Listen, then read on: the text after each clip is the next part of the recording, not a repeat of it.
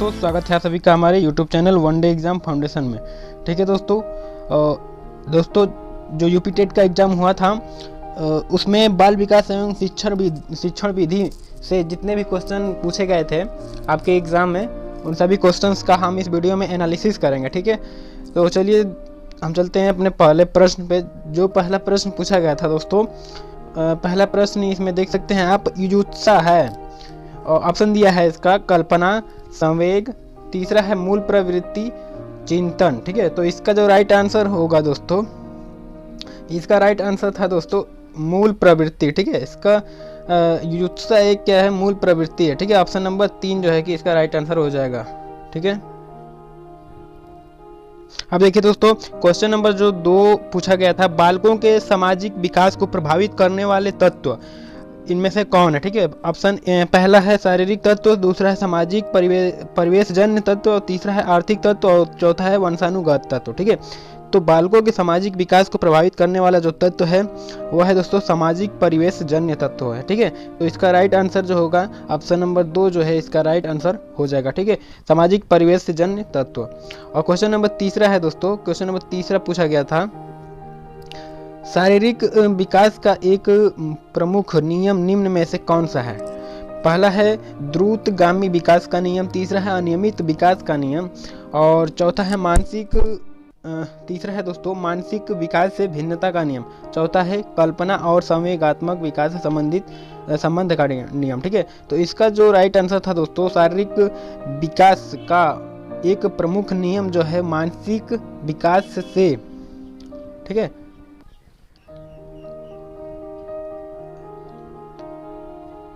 देखिए दोस्तों, जो इसका राइट आंसर है दोस्तों अनियमित विकास का नियम। ठीक है, अनियमित विकास का नियम जो है कि ऑप्शन नंबर 2 इसका राइट आंसर हो जाएगा। ठीक है, अब क्वेश्चन नंबर 3 देखते हैं। क्वेश्चन नंबर 4 है दोस्तों, जिसमें पूछा गया था निम्नलिखित में से कौन सा विकास का सिद्धांत नहीं है।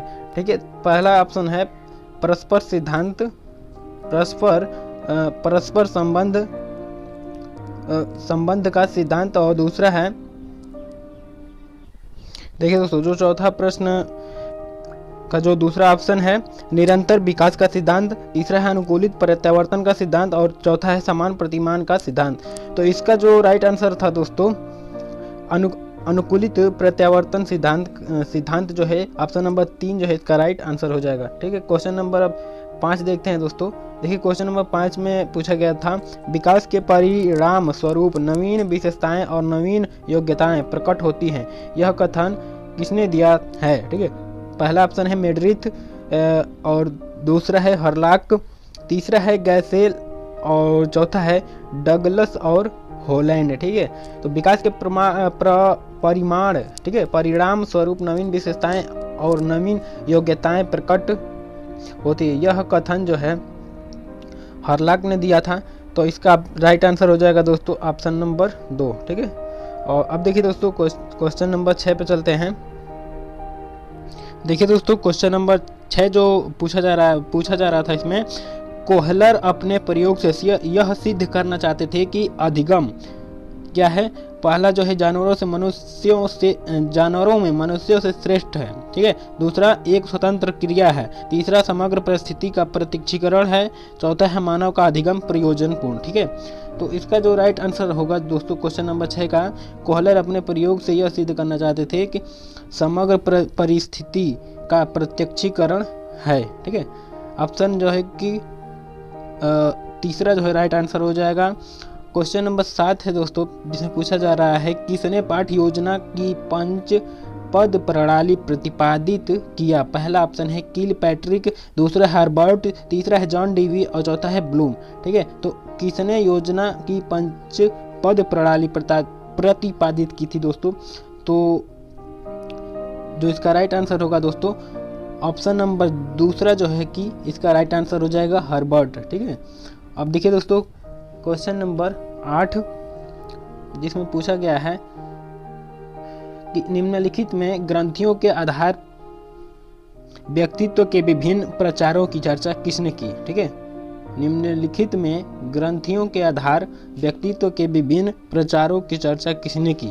पहला कैनन, दूसरा है जुंग और तीसरा है क्रेसमर और चौथा है स्प्रेंजर। ठीक है, तो इसका जो राइट आंसर होता है दोस्तों कैनन। ठीक है, कैनन इसका राइट आंसर हो जाएगा ऑप्शन नंबर 1। और क्वेश्चन नंबर 9 में जो पूछा जा रहा है दोस्तों, सृजनात्मकता मौलिक परिणामों को अभिव्यक्त करने की मानसिक प्रक्रिया है, यह कथन है। पहला ऑप्शन है दोस्तों डिहान का, दूसरा है ड्रेव हल का, और तीसरा है कोल एवं ब्रूस का, और चौथा है क्रो एवं क्रो का। ठीक है, तो क्वेश्चन नंबर 9 का जो राइट आंसर होगा दोस्तों, सृजनात्मकता मौलिक परिणामों को अभिव्यक्त करने की मानसिक प्रक्रिया जो है क्रो एवं क्रो का है। ठीक है, तो ऑप्शन नंबर 4 जो होगा इसका राइट आंसर हो जाएगा। अब क्वेश्चन नंबर 10 देखते हैं दोस्तों। क्वेश्चन नंबर 10 में पूछा गया था BF स्किनर के अनुसार बच्चों में भाषा का विकास होता है। पहला ऑप्शन दिया था अनुकरण एवं प्रबलन के फलस्वरूप, दूसरा है परिपक्वता के फलस्वरूप, और तीसरा है जन्मजात क्षमताओं के फलस्वरूप, और चौथा है व्याकरण के प्रशिक्षण के फलस्वरूप। ठीक है, तो BF स्किनर के अनुसार बच्चों में भाषा का विकास जो होता है वह अनुकरण एवं प्रबलन के फलस्वरूप होता है। ठीक है, तो इसका राइट आंसर हो जाएगा दोस्तों ऑप्शन नंबर पहला। अब देखते हैं दोस्तों क्वेश्चन नंबर 11। क्वेश्चन नंबर 11 में दोस्तों पूछा गया था मूल प्रवृत्तियों को 14 प्रकार से इन्होंने वर्गीकृत किया। ठीक है, तो मूल प्रवृत्तियों को 14 प्रकार से किसने वर्गीकृत किया था? तो पहला ऑप्शन है थॉर्न डाइक, और दूसरा है मैकडुगल, तीसरा है ड्रेवर, और चौथा है वुडवर्थ। ठीक है, तो जो 11 नंबर का क्वेश्चन है दोस्तों, इसका राइट आंसर हो जाएगा ऑप्शन नंबर 2। ठीक है, मैकडुगल। ठीक है, अब चलते हैं दोस्तों आगे क्वेश्चन नंबर 12। देखिए दोस्तों क्वेश्चन नंबर 12 में क्या पूछा जा रहा है। क्वेश्चन नंबर 12 में पूछा जा रहा है दोस्तों, किसी दूसरी वस्तु की अपेक्षा एक वस्तु का पर चेतना का केंद्रीकरण अवधान है, यह कथन किसका है? पहला है मन का, दूसरा ऑप्शन है रास का, तीसरा है डमविल का, और चौथा है मैकडुगल का। ठीक है, तो यह 12 नंबर का जो क्वेश्चन है दोस्तों, इसका राइट आंसर होगा ऑप्शन नंबर 3। ठीक है, ऑप्शन नंबर 3 जो होगा इसका राइट आंसर होगा डमविल। ठीक है, यह कथन डमविल का है। और क्वेश्चन नंबर 13 देखते हैं दोस्तों। क्वेश्चन नंबर 13 में पूछा जा रहा है निम्नलिखित में किसका नाम सूजन शास्त्र के पिता से जुड़ा हुआ है? पहला है रास, दूसरा है गॉल्टन, तीसरा है क्रो एवं क्रो, और चौथा है वुडवर्थ। ठीक है, तो इसका जो राइट आंसर होगा दोस्तों, सूजन शास्त्र के पिता से जो गॉल्टन जो है कि जुड़े हुए हैं, तो इसका राइट आंसर ऑप्शन नंबर 2 हो जाएगा। ठीक है, और क्वेश्चन नंबर 14 देखते हैं दोस्तों। क्वेश्चन नंबर 14 में पूछा जा रहा है 12 वर्ष से 16 वर्ष के बालकों हेतु हिंदी में डॉक्टर एस जालोटा ने कौन सा परीक्षण प्रतिपादित किया है? पहला है आर्मी अल्फा टेस्ट, दूसरा है साधारण मानसिक योग्यता परीक्षण, तीसरा है अशाब्दिक बुद्धि परीक्षण, चौथा है चित्रांकन परीक्षण। ठीक है, तो इसका जो राइट आंसर होगा दोस्तों, 12 से 16 वर्ष के बालकों हेतु हिंदी में डॉक्टर एस जालोटा ने जो परीक्षण प्रतिपादित किया है उसका नाम है साधारण मानसिक योग्यता परीक्षण। ठीक है, ऑप्शन नंबर 2 इसका राइट आंसर हो जाएगा। क्वेश्चन नंबर 15 देखते हैं दोस्तों। क्वेश्चन नंबर 15 में पूछा जा रहा है द्विकारक सिद्धांत का प्रतिपादन किसने किया? पहला ऑप्शन है वर्नन, दूसरा है स्पीयरमैन, तीसरा है थॉर्नडाइक, और चौथा है स्टर्नर। ठीक है, तो स्टर्नर, ठीक है, स्टर्न है। ठीक है, बुद्धि के द्विकारक सिद्धांत का प्रतिपादन जो है कि स्पीयरमैन ने किया था, तो इसलिए ऑप्शन इसका जो होगा राइट आंसर ऑप्शन नंबर 2 हो जाएगा। ठीक है, और देखिए दोस्तों आगे चलते हैं क्वेश्चन नंबर 16 पे, यानी 16। क्वेश्चन नंबर 16 में पूछा जा रहा है पूर्व अनुभव के आधार पर संवेदना को अर्थ प्रदान करना कहलाता है। पहला स्मृति, दूसरा है प्रत्यक्षीकरण, तीसरा है कल्पना, चौथा है चिंतन। ठीक है, तो पूर्व अनुभव के आधार पर संवेदना को अर्थ प्रदान करना क्या कहलाता है दोस्तों? प्रत्यक्षीकरण कहलाता है। तो ऑप्शन नंबर 2 इसका राइट आंसर होगा। अब देखिए दोस्तों क्वेश्चन नंबर 17 में क्या कहा जा रहा है, सीखने में प्रयास व भूल के सिद्धांत का प्रतिपादन किसने किया था? सीखने में प्रयास व भूल के सिद्धांत का प्रतिपादन किसने किया था दोस्तों? तो ऑप्शन है पहला थॉर्नडाइक, दूसरा है पावलोव, और तीसरा है कोहलर, और चौथा है गेस्टाल्ट। ठीक है, गेस्टाल्ट। तो इसका जो राइट आंसर होगा दोस्तों, प्रयास व भूल के सिद्धांत का प्रतिपादन किसने किया था? थॉर्नडाइक ने। ऑप्शन नंबर पहला जो होगा इसका राइट आंसर हो जाएगा। अब चलते हैं क्वेश्चन नंबर 18 पे। देखिए दोस्तों, क्वेश्चन नंबर 18 जो पूछा जा रहा है, इसमें औसत बुद्धि वाले बालकों का बुद्धि लब्धि स्तर होगा। औसत बुद्धि वाले बालकों का बुद्धि लब्धि स्तर जो होता है दोस्तों 90 से 110 होता है, ठीक है। तो देखिए पहला ऑप्शन में दिया है 90 से 109, यानी यह इसके अंडर में आता है, तो 90 से 109 जो होगा इसका राइट आंसर हो जाएगा ऑप्शन नंबर 1। और क्वेश्चन नंबर 19 देखते हैं दोस्तों, निम्न में से कौन तरल क्रिस्टलीय बुद्धि के प्रतिमान के प्रतिपादक थे। पहला ऑप्शन है वर्नन, दूसरा है थॉर्नडाइक, तीसरा है कैटल और चौथा है स्किनर, ठीक है। तो इनमें से जो इसका राइट आंसर होगा दोस्तों कैटल, ठीक है। कैटल इसका राइट आंसर हो जाएगा क्वेश्चन नंबर 19 का। और क्वेश्चन नंबर 20 में पूछा जा रहा है दोस्तों, क्रिया प्रसूत अधिगम सिद्धांत का प्रतिपादन किया। क्रिया प्रसूत अधिगम सिद्धांत का प्रतिपादन दोस्तों स्किनर ने किया था, तो इसका राइट आंसर ऑप्शन नंबर 4 हो जाएगा। और क्वेश्चन नंबर 21 में पूछा जा रहा है दोस्तों, ब्लूप्रिंट निम्न में किसका महत्वपूर्ण घटक है। ब्लूप्रिंट निम्न में किसका महत्वपूर्ण घटक है दोस्तों, तो परीक्षण निर्माण का महत्वपूर्ण घटक है। ऑप्शन नंबर 3 इसका राइट आंसर होगा। और क्वेश्चन नंबर 22 में पूछा जा रहा था, विकास की पूर्व संक्रिया अवस्था निम्न में किसने दिया था, ठीक है। विकास की पूर्व संक्रिया अवस्था निम्न में किसने दिया था, तो पियाजे ने दिया था, ठीक है। पियाजे ने दिया था। ऑप्शन नंबर 2 इसका राइट आंसर हो जाएगा। अब चलते हैं क्वेश्चन नंबर 23 पे। क्वेश्चन नंबर 23 में पूछा जा रहा है, MPPI परीक्षण का उपयोग निम्न में किसके मापन में किया जाता है, ठीक है। तो MPPI परीक्षण का उपयोग व्यक्तित्व के मापन में किया जाता है। ऑप्शन नंबर 3 जो होगा इसका राइट आंसर हो जाएगा। अब क्वेश्चन नंबर 24 देखते हैं दोस्तों। क्वेश्चन नंबर 24 में पूछा था, अधिगम हेतु निम्न में क्या सर्वाधिक आवश्यक है। अधिगम हेतु निम्न में क्या सर्वाधिक आवश्यक है, ठीक है, सर्वाधिक आवश्यक है। इसका राइट आंसर हो जाएगा दोस्तों अभिप्रेरणा, ठीक है। अभिप्रेरणा इसका राइट आंसर हो जाएगा। ऑप्शन नंबर 3 इसका राइट आंसर होगा। अब देखिए दोस्तों, चलते हैं अगले प्रश्न पे।